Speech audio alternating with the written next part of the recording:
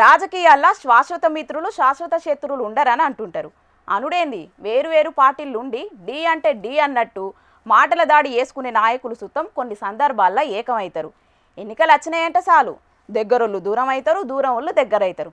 అట్లా సర్పంచ్ పదవి గీ ఇంట్లో ఎసొంటి సిచ్చు పెట్టిందో చూడుండ్రి. చేతిలా సంటి బిడ్డను ఎత్తుకున్న గీ చెల్లె ఇప్పుడు సర్పంచ్ అభ్యర్థిగా నామినేషన్ వేసి వార్తల్లోకెక్కింది. అగో అందరి లెక్కనే పోటీ చేస్తున్నది, దాంట్లో వింతే ఉన్నదని అంటారా? ఆమె పోటీ చేస్తున్నది కూడా ఎవరు విన్నో కాదు, చిన్నత్త మీదనే. అవు సర్పంచ్ ఎన్నికల్లో అత్తా కోడలిద్దరు బరాబర్ మేము పోటీలకించి తప్పుకోమని మొండికేష్టాలకు సుట్టపోళ్ళు దగ్గరోళ్ళంతా ఎవరికి మద్దతు చేస్తుర్రో నాయనా అని తలకాయ పట్టుకుంటున్నారట.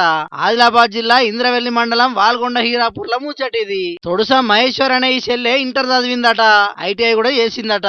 ఇప్పుడైతే ఇంటికాయనే కిరాణా దుకాణం పెట్టుకుని నడుపుతున్నదట. ఇక సర్పంచ్ ఎన్నికల కోసం నోటిఫికేషన్ వచ్చేటాలకు నామినేషన్ వేసింది. కాకుంటే ఈ అత్త కూడా సర్పంచ్ బరిలో నిల్చుండేటాలకు ఇప్పుడు ఊరోళ్ళందరి దృష్టే కాదు, చుట్టుముట్టు ఊరోళ్ళు కూడా ఏమవుతుందోనని బాగానే ఆలోచనలు చేస్తున్నారట. నేను ఇంటర్ చేసి ఐటీఐ చేశాను, జాబ్ కోసం చూసాం కానీ రాలేదు. అందుకే ప్రజాసేవ చేద్దామని సర్పంచ్ గా పోటీ చేస్తున్నాను.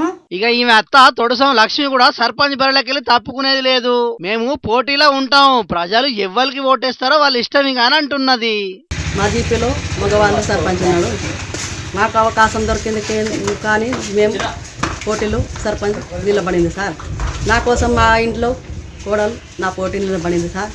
మొత్తానికైతే పంతం నీదా నాదా సై అన్నట్టు అత్తాకోడల నడమ వారు గట్టిగానే ఉంటుందో, లేకుంటే ఓట్ల నాటి వరకన్నా ఎవరో ఒకరు చల్లబడతారో తెలియదు గాని ఇప్పుడు మాత్రం ఎవరు దగ్గుతనే లేరు.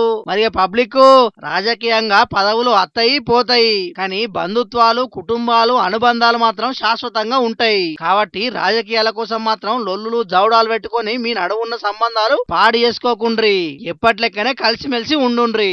ఏమంటున్నావు, సరేనా?